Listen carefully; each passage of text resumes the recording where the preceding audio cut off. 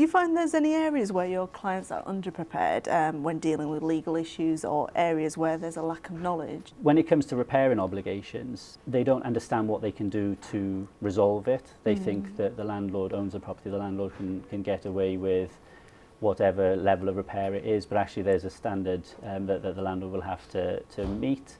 The tenant has a right to have a property that is fit for them to live in.